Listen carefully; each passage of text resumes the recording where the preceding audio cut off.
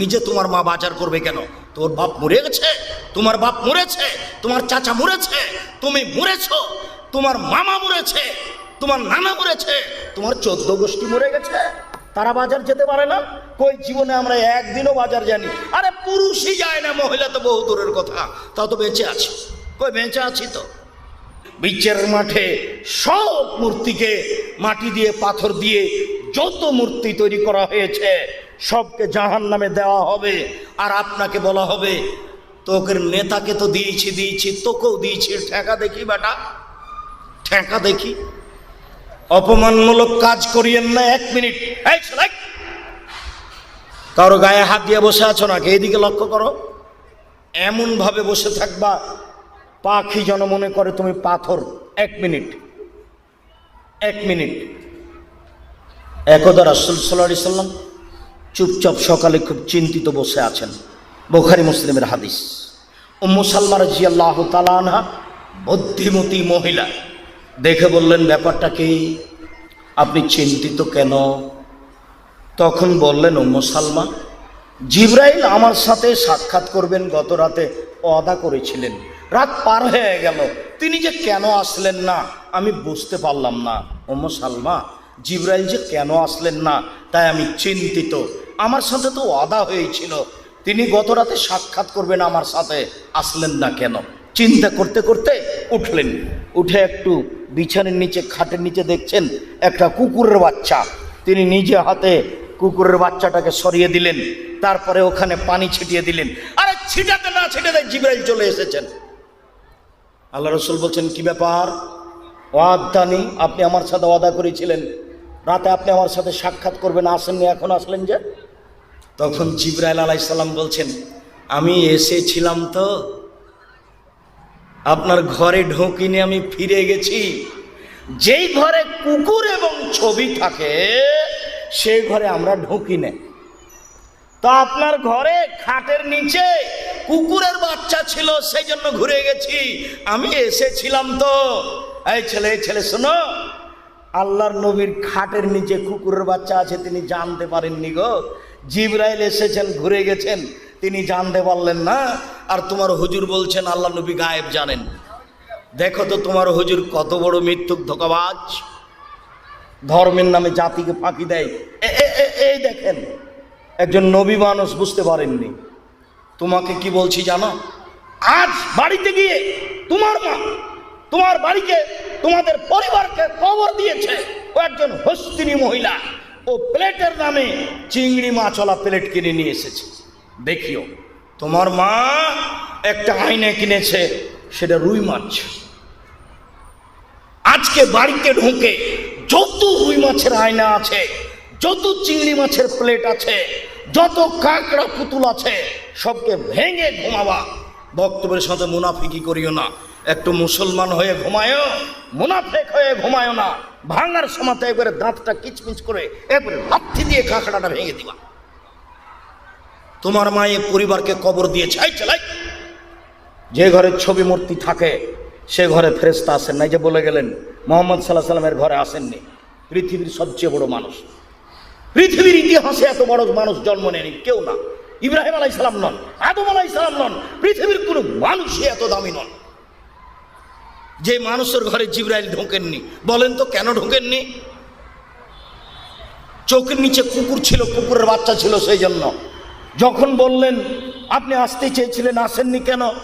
তখন জিবরাইল বলছেন, এসেছিলাম তো, ঘুরে গেছি। যে ঘরে ছবি মূর্তি থাকে, যে ঘরে কুকুর থাকে, সে ঘরে আমরা ঢুকি না। চট করে মাথায় আসছিল কথাটা, ধাক্কা খাচ্ছিল। তোমার মা মুনাফিক, মুনাফিকি করে ধর্মের নামে। তোমার মা তোমাদের পরিবারকে কবর দিয়েছে। তোমার মা ছিল পাহারাদার এই পরিবারের।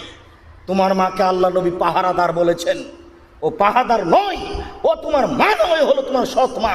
ও মা নয়, তোমার খালা। ওই তোমার খালা, ওই তোমার সৎ মা তোমাদের পরিবারকে কবর দিয়েছে।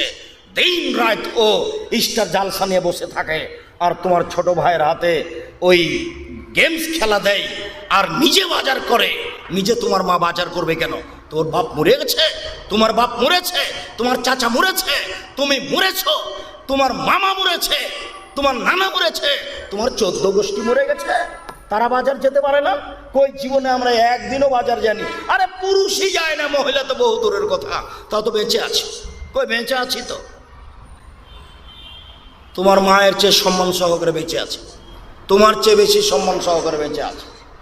ধর্মকে পাগল পাওনি, ধর্ম পাগল নয়। তোমার মা লিপস্টিক দিয়ে সাজগোজ করে বাজার করতে যায়, তোমার মাকে আল্লাহ রসুল বলছেন এ হচ্ছে ব্যভিচারিণী, এ হচ্ছে ব্যভিচারিণী, এ হচ্ছে ব্যভিচারিণী। বলছিলাম জাহান্নামে মহিলারা যাবে। এইখানে একটা হাদিস শুধু বলে রাখি, রাসূল সাল্লাল্লাহু আলাইহি ওয়াসাল্লাম বলছেন আমি দেখলাম জাহান্নাম নারী আর নারী। জাহান্নাম বলতে নারী আর নারী। মহিলারা বললেন বেমা কেন মহিলারা জাহান্নামে যাবে? তখন তিনি তিনটা কারণ বললেন। এক, তুকসিরনা লানা, তোমরা অভিশাপ করো, বদনাম করো, গীবাত করো, স্বামীর এই সেই কথা বলো, এই জন্য জাহান্নামে যাবা। দুই, তাকফুরনা রাশিরা, স্বামীর অকৃতজ্ঞ হও, স্বামীকে মেনে চলো না, এই জন্য জাহান্নামে যাবা। তিন, মা রাইতো মিন নাকিসে তাকলিন দিনিন আযহাবের রব্বিল হাযর মিন হেদা কন্যা, আমি দেখিনি তোমাদের চেয়ে কাউকে বুদ্ধিমানের বুদ্ধিকে নষ্ট করতে পারে। ও নারী জাতি, তোমরা এমন জাতি যে বুদ্ধিমানের বুদ্ধিকে নষ্ট করতে পারো। আমি দেখিনি তোমাদের চেয়ে কাউকে যে বুদ্ধিমানের বুদ্ধিকে নষ্ট করতে পারে। তোমরা এমন জাতি, তোমাদের মধ্যে কেউ এমন যে বুদ্ধিমানের বুদ্ধিকে নষ্ট করতে পারে। একবার হাসি দিয়ে কথা বললে সব বুদ্ধি বিবেক শেষ হয়ে যায়। তাই তো রাসূল সাল্লাল্লাহু আলাইহি ওয়াসাল্লাম বলছেন পৃথিবীর মানুষ হাত্তাকু দুনিয়া ওয়াত্তাকু নিসা, তোমরা মহিলা থেকে বেঁচে থাকো, পৃথিবী থেকে বেঁচে থাকো। পৃথিবীর মানুষ তোমরা মহিলা থেকে বেঁচে থাকো, পৃথিবী থেকে বেঁচে থাকো। তাই রাসূল সাল্লাল্লাহু আলাইহি ওয়াসাল্লাম বলছেন মা তারাকতু বাদি ফিতনাতান আযারাল রিজালা মিনান নিসায়ে, আমি শারীরিক কোনো বস্তু যেটা পুরুষের জন্য বেশি বিপজ্জনক হতে পারে নারীদের চেয়ে। নারী হচ্ছে পুরুষের জন্য সবচেয়ে বিপজ্জনক বস্তু, নারী হচ্ছে পুরুষের জন্য সবচেয়ে বিপজ্জনক বস্তু, নারী হচ্ছে পুরুষের জন্য সবচেয়ে বিপজ্জনক বস্তু। তাই তো রাসূল সাল্লাল্লাহু আলাইহি ওয়াসাল্লাম বলছেন ইন্নাল মারাতা তুকবিলু ফি সুরাতি শায়তান ওয়া তুদবিরু ফি সুরাতি শায়তান, নিশ্চয়ই মহিলারা শয়তানের বেশ ধরে আসে, শয়তানের বেশ ধরে যায়। নিশ্চয়ই মহিলারা শয়তানের বেশ ধরে আসে, শয়তানের বেশ ধরে যায়। নিশ্চয়ই মহিলারা শয়তানের বেশ ধরে আসে, শয়তানের বেশ ধরে যায়। আপনি তার ফাঁদে পড়বেন না। ও ভয়াবহ বস্তু আপনি দেখলেন না? ওই যে জুলাইখা সব দরজা বন্ধ করে দিল, সব দরজা বন্ধ করে দে বলছে হাই তালাক, এইসব তুমি আমার সাথে জেনায় লিপ্ত হও। সব দরজা বন্ধ করে বলছে এইসব তুমি আমার সাথে জেনায় লিপ্ত হও। তখন এইসব বলছেন মাযাল্লাহ, আমি আল্লাহর কাছে আশ্রয় চাচ্ছি, ছি ছি ছি ছি ছি, আমি আল্লাহর কাছে আশ্রয় চাচ্ছি। এই বলে তিনি বের হওয়ার জন্য দৌড় দিলেন। পিছন দিক থেকে জুলাইখা জামা ধরে টানতে লাগলো, ছিঁড়ে হাতে থেকে গেল। তিনি বের হয়ে গেলেন, দরজা খুলে বের হয়েছিলেন তা বোঝা যায় না। তিনি আগে আগে বের হলেন, পিছনে পিছনে জুলাইখা বের হলো। সেখানেই ছিল জুলাইখার স্বামী। তিনজনে এক জায়গায়, জুলাইখা, এইসব, জুলাইখার স্বামী। চট করে জুলাইখা কথা পরিবর্তন করে দিল। দেখেন, এই লোককে আপনি বাড়িতে রেখেছেন যে আপনার স্ত্রীর সাথে জেনা করতে চায়, আর আপনি একে বাড়িতে রেখেছেন এ আপনার স্ত্রীর সাথে জেনা করতে চায়। সাবধানে বোকা ছেলে, কোনোদিন মেয়ের পাল্লাতে পড়িও না, তোমাকে জাহান্নামে ঠেলে দিবে। এই দেখো ইসুফের মতো মানুষকে বেকায়দায় ফেলে দিল। তারপরে বলছে আর আপনি জুলাইখার স্বামী কি ঘোষণা দিবেন? আমি জুলাইখা বলছি একে যথাযথ পিটন দিতে হবে, নইলে জেলখানায় বন্দি করতে হবে। ইসবকে যথাযথ পিটন দিতে হবে, নইলে জেলখানায় বন্দি করতে হবে। 12 বছর জেল হয়ে গেল। 12 বছর পরে সরকারের পক্ষ থেকে ইসবকে ডাকতে আসা হলো। ইসব বললেন আর আমি জেল থেকে বের হবো কেন? জুলাইখাকে জাতির সামনে বলতে হবে আমি জুলাইখা অন্যায় করেছি, এইসব অন্যায় করেনি। যতদিন পর্যন্ত জুলাইখা জাতির সামনে ঘোষণা না দিবে ততদিন পর্যন্ত আমি এইসব জেল থেকে বের হব না।